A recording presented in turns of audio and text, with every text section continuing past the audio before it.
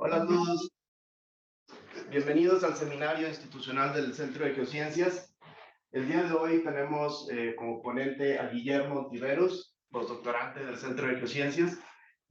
Una disculpa por la demora, luego a veces los equipos nos hacen demorar un poquito para este tipo de eventos, entonces directamente presento a Guillermo.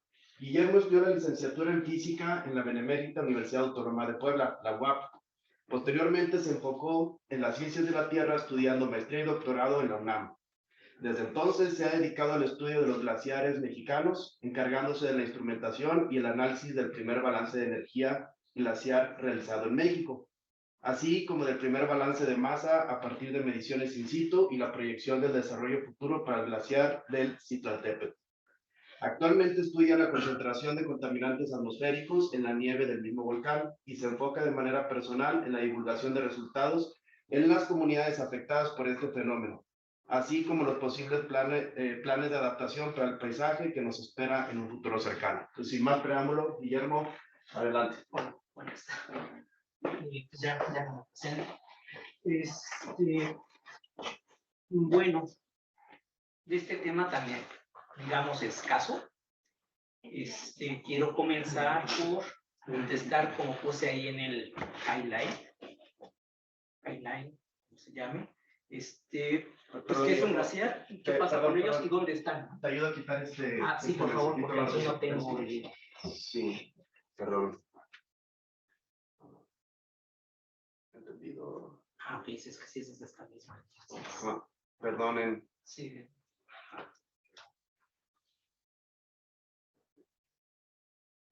¿Tú lo puedes quitar desde ahí, ¿verdad? No. No, se quita de ahí. Sí, de ahí. Sí, por favor.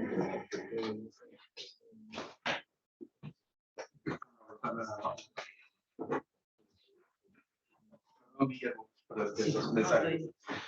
Es necesario. Sí, a ver ahora. Si no se queda ahí.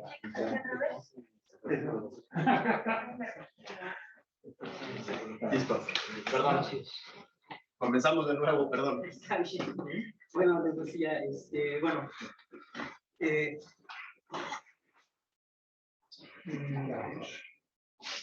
Sí, la puedo hacer pequeña, ¿verdad? Sí.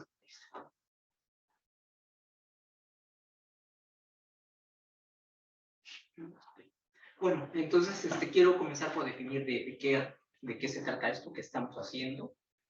Me dejan y las cambio, pero no se ve en la pantalla. A ver. No cambia aquí. A ver. Aquí estoy cambiando, pero aquí de este lado sigue la misma. Sí, creo que hay que pasar el cursor para acá. Ya estando el cursor de este lado, ya puedes moverte. Okay. ¿Sale? Sí. A ver dónde lo pusiste bien. Sí. Bueno, mientras encuentro este curso. Y ya perdí la cosa de esta hoja, pero bueno, no importa, comienzo a platicar. Bueno, formalmente hay como bueno, sí hay una definición muy formal y digamos la más aceptada al momento de qué cosa es un glaciar. Se dice que es cualquier masa de hielo que se forme a partir de precipitaciones y que se forme en tierra. Sin embargo, al menos a nivel local, digamos latinoamericano, sí hay debates en cuanto a qué cosa definir como glaciar. Sobre todo a partir de problemas sociopolíticos que han ocurrido en Argentina y en Chile sobre todo, porque son países que han hecho sus inventarios y definen que como tienen miles de glaciares pequeñitos, estos tantos más grandes, han puesto límites de extensión y entonces algunos lo sacan, han tenido problemas ambientales al respecto, sobre todo con empresas mineras. Entonces, pues se revisa actualmente la definición para esos fines. Sin embargo, para el caso más local, para el caso mexicano, lo dejamos en que es una masa de hielo, aunque también lo hemos debatido un buen rato. Lo que se ha se ha discutido, por un lado, es lo de la extensión y por otro lado, la dinámica. En nuestro caso tenemos, bueno, no en nuestro caso nada más, pero se da el caso de glaciares, o sea, masas de hielo que se forman dentro de cráteres y que entonces no tienen un flujo muy claro en esta masa de hielo, ¿no? Entonces no, es difícil con ellos establecer un régimen de dinámica y ahí es donde también se enfoca una buena parte de la discusión. Bueno, esta es una ilustración de, sobre todo ¿cuáles son? Las dos primeras son del IPCC. La primera es, aquí está. Ya, la primera, esta es nada más para ilustrar un poquito lo que, pues ya a nivel de cultura general se conoce, ¿no? Se están haciendo chiquitos y se le atribuye la causa mayoritariamente a una cuestión de cambio de temperatura. Sin embargo, no se suele detallar demasiado estas causas, ¿no? Digamos, el cómo influye ese cambio de temperatura más allá de que el hielo se derrite a temperaturas prácticamente ambiente en muchos lugares. La segunda pues ilustra los lugares en los que hay glaciares en el mundo. Aquí hay un puntito que no se alcanza casi a ver. A ver dónde está el cursor. Por aquí está este puntito mero en la esquina del rectángulo, que las partes que tocan a México. Y bueno, está toda esta parte de la Columbia Británica, al norte, los Andes, los Alpes, los Himalayas y los glaciares polares. Se les suele clasificar por latitudes, en muchos casos, y una clasificación climática. Obviamente tendríamos una clasificación de los polares, latitudes medias, más o menos por acá, o por acá, y una clasificación de los glaciares tropicales que son muy pequeñitos, muy poquitos. Ecuador, obviamente ecuatorial, Venezuela, Colombia, Perú, parte de Bolivia, México, África, Nueva Zelanda, Indonesia también. Y este es un trabajo que no es mío, pero bueno, es importante. En México el glaciar que más hemos estudiado es el del Pico de Orizaba, también llamado Zicaltépetl. De hecho, es más conocido como Pico de Orizaba, que su nombre oficial es Zicaltépetl. Y bueno, pues es la diferencia del frente del glaciar, es decir, la parte más baja en la que todavía hay hielo. Y bueno, pues se puede ver ya un aumento muy marcado en esa altitud desde lo que suele llamarse la era industrial, ¿no? Después de la revolución industrial. Lo que llaman la primera revolución industrial, ¿no? La inglesa. Lo de los glaciares tropicales, es decir, México se ubica dentro de ellos, aunque también ha habido un debate al respecto. A ver, ¿dónde está eso?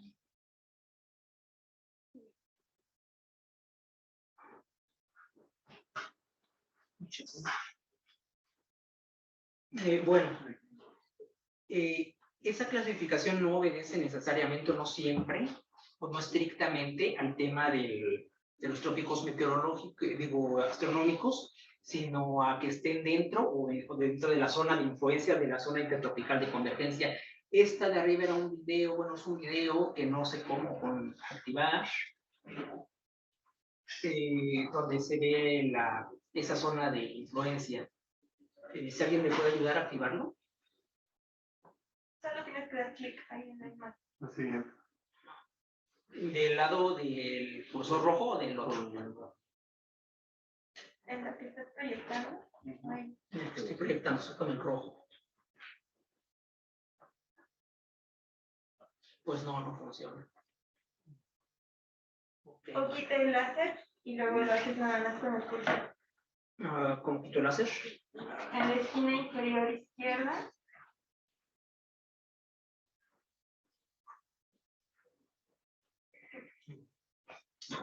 Pues Ahí está. es que estoy viendo no el otro. ¿Es este? Ajá. Ajá, es que estoy viendo yo esta Ahí pantalla y ahí no alcanzo a Quita ver. enlace, Ah, desactiva el de hasta arriba. ya está.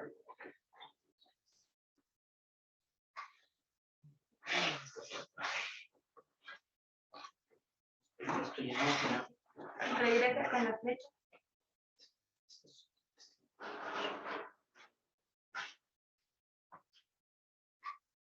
No, pues tampoco, creo que no se cargó la copia. Bueno, pues estoy en otra. No, puedo volver a activarlo porque. A ver, ahora sí, ya estamos. Creo que nada más es que no estaba reaccionando. Sí, hay un delay, ese es el tema. Bueno, pues esa es la parte. Entonces, ahí sí se ve más claramente que estamos completamente dentro de esa zona de influencia, ¿no? Bueno, creo que esta nos la podemos... Ah, bueno, no es cierto. En términos generales, un glaciar se clasifica en dos, bueno, se divide en dos partes. Una zona típicamente más alta, que se llama la zona de acumulación, es donde pues, justamente caen las precipitaciones sólidas, donde se acumula el material que va a formarlo. Después, por pura acción de la gravedad, se va compactando hasta que esa nieve que se deposita, o nieve o granizo, se hace sólida, pues pierde todo su aire contenido y forma hielo. Lo que divide esas dos zonas es una línea teórica, se calcula a partir de observaciones en sitio, que se llama la línea de equilibrio. Esa es bien importante porque a medida que sube lo que vimos en la gráfica anterior, la línea del inicio del frente glaciar, también suele subir la línea de equilibrio. Muchas personas lo suelen asociar, porque sí se encuentra cerca, aunque no coincide con mucha precisión, con la isoterma de 0 grados, medida, no sé, en el aire, pues. Sin embargo, lo más preciso siempre es medirlo en sitio. Hay otra línea también que se encuentra muy cerca de ello, que se llama la línea de nieve. Pero ha presentado varios problemas cuando se quieren hacer, pues digamos, análisis más profundos respecto a ello. Primero, porque cuando no hay nevadas, pues no hay línea de nieve. Y segundo, porque pues la nieve también tiende a ser removida por el viento y esa línea suele estar más abajo de la línea de equilibrio.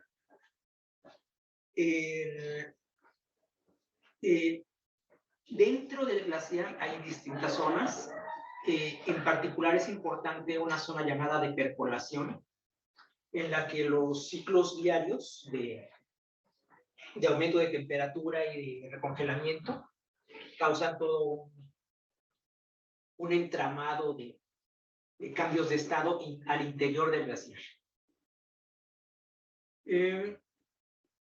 Por último, existen estas zonas de rocas, las llamadas morrenas de avance, que son pues detritos que el glaciar va escarbando en su parte baja, de la base, y van sacando al frente del glaciar. Entonces, cuando se retrae, se queda muchas veces marcado como una línea, esa morrena de avance, que han servido para adaptar el frente en una época determinada a partir de, sobre todo de decaimiento radiactivo en las rocas de ese frente. Pero bueno, esos son más o menos generalidades. El vínculo, que fue lo primero que me ocupó, el vínculo entre todos estos fenómenos directamente del glaciar y la parte climática, pues se da a partir del llamado balance de energía. Aquí hay un montón de consideraciones o de aproximaciones teóricas que son más bien con el objetivo de simplificar las cosas, ¿no? De simplificar los cálculos. El primer tema aquí es, en términos generales, digamos, las aproximaciones teóricas más simples, el glaciar se considera aislado en su parte baja. Eso muchas veces pues no es real. Sobre todo hay que tener cuidado de ver cuándo eso se puede considerar o no real en glaciares que están formados sobre volcanes activos, como es el caso de México. Se habían observado muy pocas manifestaciones de que hubiera un flujo de calor, entonces optamos en un principio por hacer esa aproximación y lo demás se hizo con estaciones meteorológicas considerando los cambios de estado, los flujos turbulentos y la acumulación. Entre los primeros resultados fue que sí se podía considerar parcialmente glaciares tropicales, aunque los glaciares mexicanos tienen una especie de transición entre el régimen de los glaciares de latitudes medias y los tropicales. La diferencia entre ellos es los de latitudes medias, la temporada de acumulación se da en invierno y la de ablación, pues, primavera, verano. Sin embargo, en los tropicales hay ablación todo el año y la acumulación también puede estar repartida en distintos momentos. Actualmente, yo creo que eso no puso una gráfica, pero actualmente hay 2 temporadas de acumulación en México. Una cada vez menos significativa en invierno y cada vez toma más relevancia en comparación, porque tampoco es que haya aumentado, la de verano. Sin embargo, la ablación sí se da durante todo el año. Esta primera marca aquí de blanco la zona que es glaciar en el Citlaltépetl, de este color como morado, toda la zona que es suelo congelado, suelo permanentemente congelado, y de este azul claro, la zona que es suelo temporalmente congelado. De este lado derecho, es que no estoy poniendo el cursor. ¿Es este? Ahí está. De este lado derecho, esta foto es de 2020. Ya se puede observar unas zonas que están en la transición hacia el hielo y suelo congelado, contrario a lo que se había pensado inicialmente en la parte alta y no en la parte baja, pensando en la gráfica anterior del aumento de la altura del frente. Y esto obedece a una serie de situaciones, bueno, no una serie, a una situación básica morfológica, que es el hecho de que este glaciar no está situado sobre un valle glaciar como muchos glaciares de montaña, sino sobre un cono volcánico. Entonces, en ninguna parte puede ser extremadamente profundo. Bueno, hay una parte que es más profunda que las otras, pero tampoco es demasiado.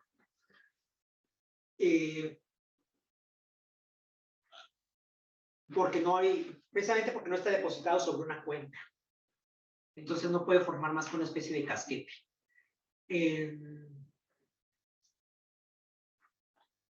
Un trabajo que ya se hizo hace un tiempo, pero creo que es importante mostrarlo, es este. Es conjunto entre 2 tipos de mediciones. Por un lado, se colocaron, de hecho, esta hace un año, esta fotografía, para medir esto que les decía para poder calcular la línea de equilibrio. Se siembra todo el glaciar, bueno, no todo, un perfil, 1 o 2 perfiles, generalmente son de alturas, con estas varillas que son de plástico, miden 10 metros de largo y se meten 9 metros en el hielo. Lo que se hace es periódicamente ir y medir cuánto sobresale, eso corresponde a cuánto hielo se ha ido, y qué profundidad de nieve hay, que corresponde a cuánta nieve se ha acumulado. Por otro lado, en esta línea, que es marcada de verde, se hizo un recorrido con GPR, aquí llevamos el GPR, y se obtuvo este perfil. Sí hay una zona profunda, aquí no se alcanza a ver muy bien, bueno.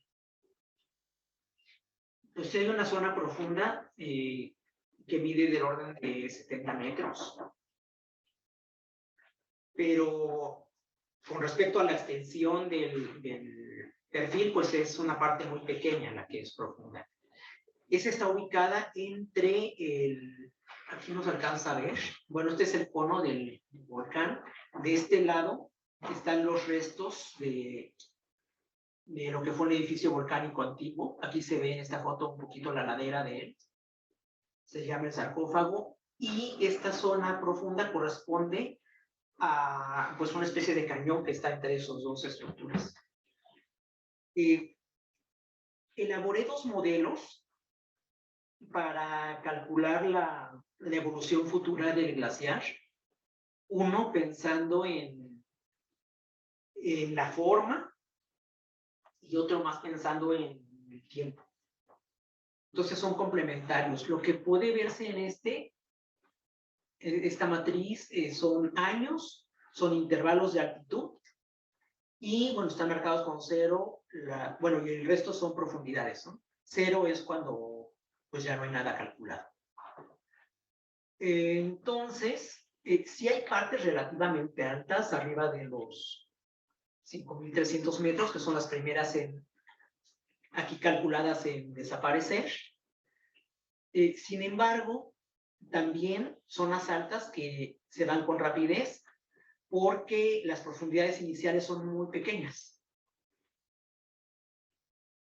Entonces, bueno, eso también las hace más vulnerables. Se eligió precisamente por contemplar esa situación, esa zona para el perfil, pensada en una de las zonas más, en las que es más ancho.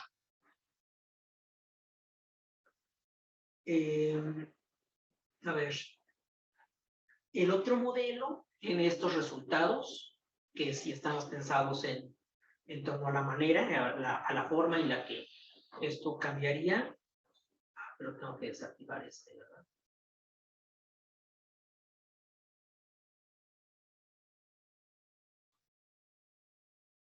Ok. Y más o menos correspondería a esta sucesión de imágenes.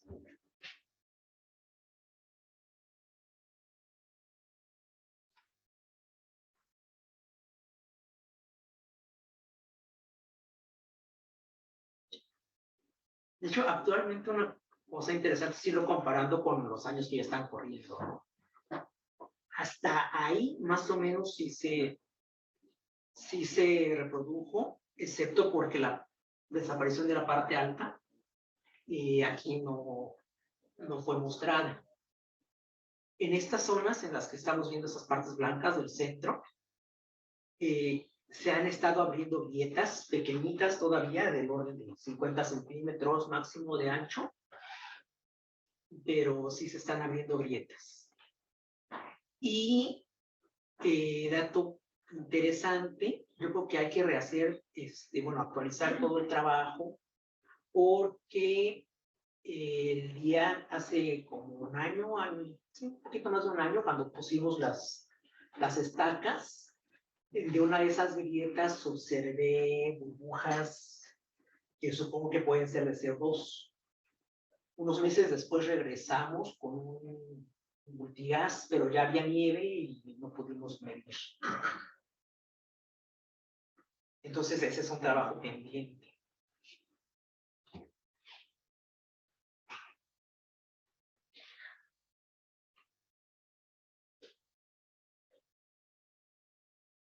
Bueno, no me acuerdo si lo corté ahí, en realidad el cálculo llegaba un poquito posterior a eso, pero ya quedan por ahí como de 2045, 48, algo así, solo pequeños manchones en esa parte profunda.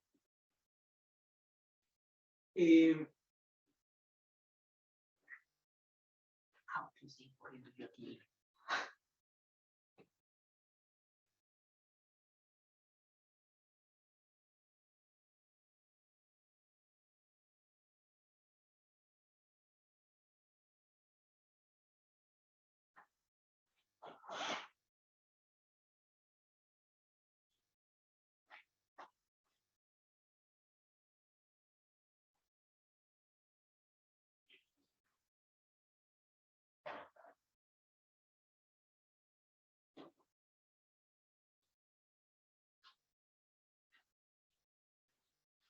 Bueno, y ahí ya hay nada.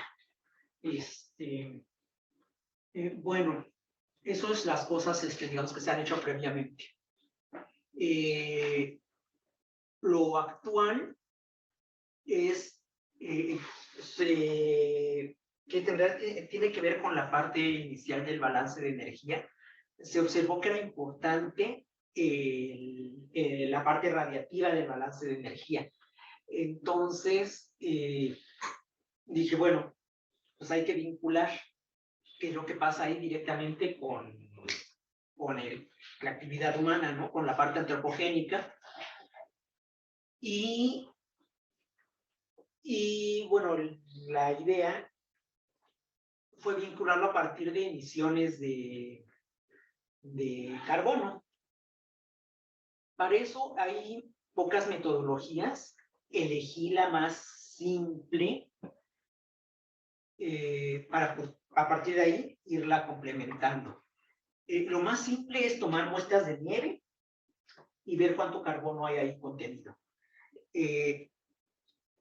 Pero, pues, en realidad el carbono no es lo único que influye, porque sobre esta nieve también hay otro montón de cosas, sobre todo en muchos casos, en todo el mundo, se ha observado que los depósitos de arena o cosas depositadas por el viento que generan mucha arena, también influye. Entonces, se ha ido estableciendo en los años recientes, digamos de unos 5 años para acá máximo, un equivalente de estos partículas que absorben luz en carbono. Lo que hacemos es tomar la muestra, se filtra, se deposita sobre, bueno, se queda, lo interesante aquí no es el agua filtrada, sino el filtro, y se le hace incidir luz, de tal manera que esas partículas absorban la luz y se miden los cambios de temperatura en ello. Para eso estoy usando esto. Es una lámpara de LEDs. Bueno, hay un controlador, es un programa que me mide y me determina cuánta luz hago incidir, de qué longitud de onda, y mide también la temperatura. Pues hemos colectado muestras, traje varias muestras de México, de Listra Sigua, del Pico de Orizaba, pero también teníamos aquí ya muestras de Perú. Este año traje muestras de Bolivia y vamos a compararlas. Bueno, son total de 38 muestras. Algunas también me dio curiosidad, aunque no sea nieve, y tomé muestras de agua. Lagunas de origen glaciar y manantiales el nacimiento en términos del glaciar y donde nacen los arroyos. De esos tengo en Bolivia y en México en Pico de Orizaba. Esto también lo quiero complementar un poco con un trabajo que está haciendo, un trabajo de maestría que está haciendo un estudiante que tengo en Veracruz, y que está haciendo un perfil él de contaminación del río Jamapa, desde su desembocadura en boca del río hasta el nacimiento en el glaciar. Bueno, ya teniendo los filtros y comenzaba a tener un poco de estas mediciones del equivalente térmico, se abre una pregunta: ¿ese equivalente térmico qué tanto es realmente causado por carbono y qué tanto es causado por todas estas otras agentes que les he llamado cosas, ¿no?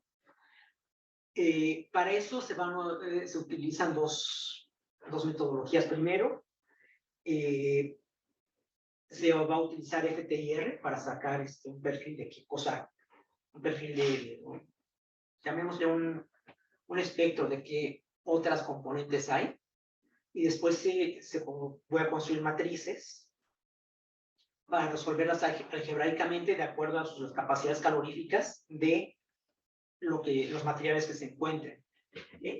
Algo que influye muy poquito como en la parte térmica, pero que ha tomado importancia, es la concentración de microplásticos también. Este es un artículo de hace menos de un año, bueno, ya casi un año, que sí es, sí, casi un año yo creo, que es los lugares del mundo en el que se han hecho estas mediciones de microplásticos en nieve. Me interesó el trabajo de estos amigos de Ecuador. Sin embargo, la mayoría tienen que ser estudios compuestos. Algunos ven que hay, pero no saben qué tanto hay de ello. Entonces, bueno, también del FTIR creo que podemos sacar los resultados de microplásticos, y de lo que sí hay poco, y en América se ha hecho aún menos, es de los agentes biológicos en la nieve. Para eso mandé unas muestras la semana pasada a Cuernavaca, donde me iban a ayudar con esto. Y los resultados que pensamos, bueno, aquí no me dio los resultados de microplásticos, pero bueno. Sí, obviamente son plásticos de uso muy común, ¿no? Polietileno, sobre todo, polipropileno y poliuretano, como el de las bolsas, ¿no? Lo que se suele encontrar, y creo que aquí no tendríamos por qué encontrar otros diferentes. En cuanto a lo biológico, también creo, y eso creo que es una de las cosas que me parece más interesantes de hacerlo aquí, es que como hay muy pocos estudios aún de esta parte microbiológica en glaciares tropicales, creo que sí, las mejores condiciones de concentración de oxígeno en el aire y de temperaturas más altas pueden dar condiciones más propicias para la vida de algunos organismos. Bacterias autótrofas, pues seguro que sí va a haber. Las heterótrofas pueden ser un poco más diversas que en otros lados. Y que donde sí creo que puede haber más diferencia es en hongos, e incluso me imagino que puede haber líquenes o musgos en estos tropicales. Pero bueno, hasta no tener los resultados, no podríamos hablar mucho más de ello. Y bueno, pues hasta aquí lo que se está haciendo. Bueno, no es cierto, también pero eso lo estoy haciendo yo, por eso no voy a abordarlo. También se va a hacer o se está haciendo ya, porque está Alejandro Carrillo haciéndolo ahora mismo en Estados Unidos.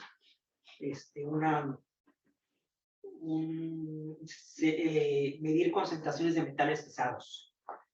En especial hay interés en zinc, en plomo y en mercurio. Y bueno, pues hasta acá mi presentación.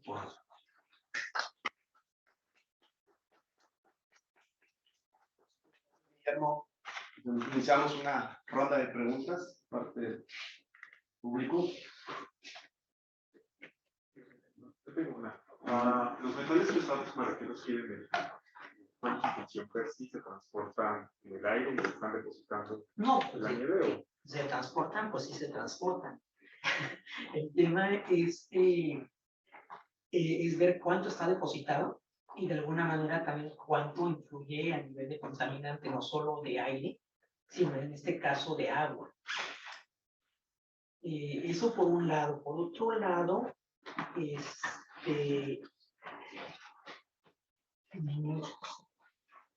un grupo del Instituto de Física que está interesado en esto, porque quieren vincularlo con procedimientos de datación cosmogénica.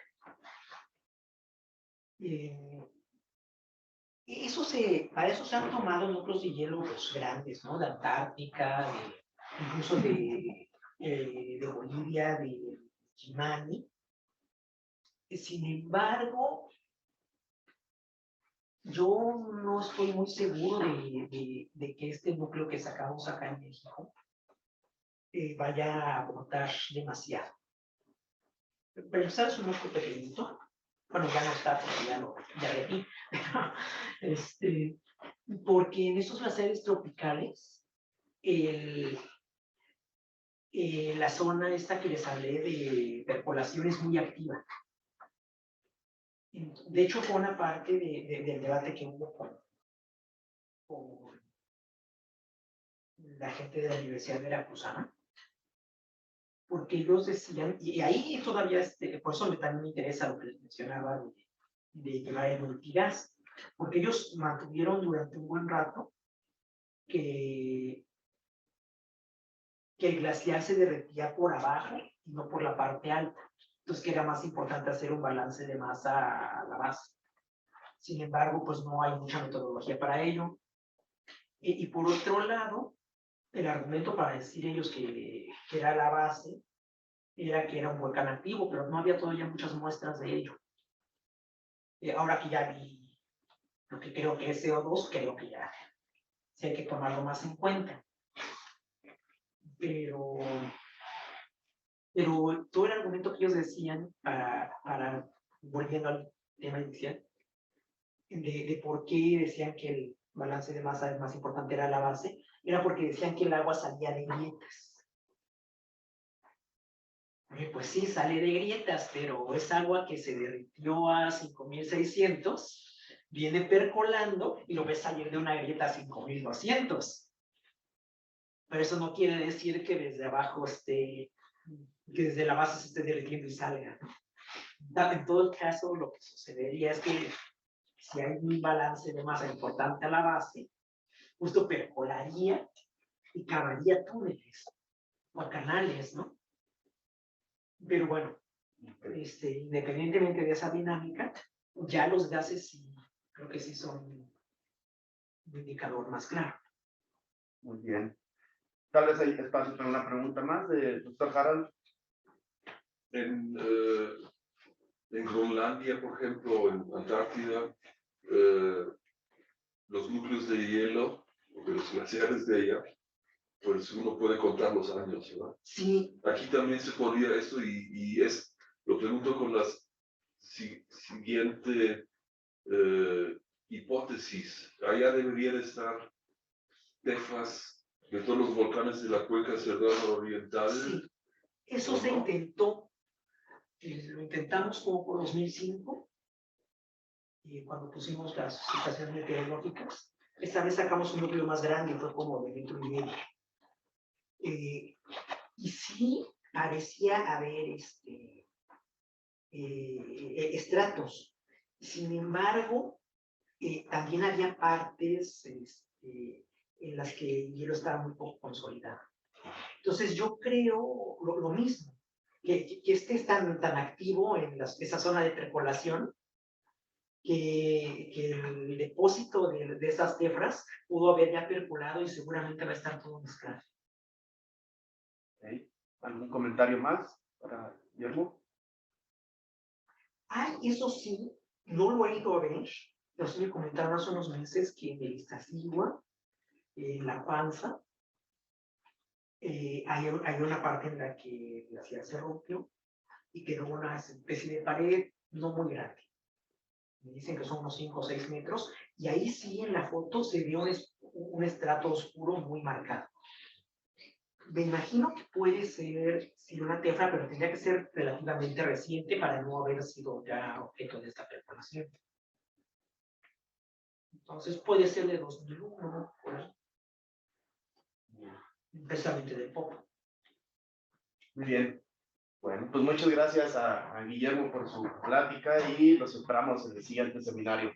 Gracias, Guillermo.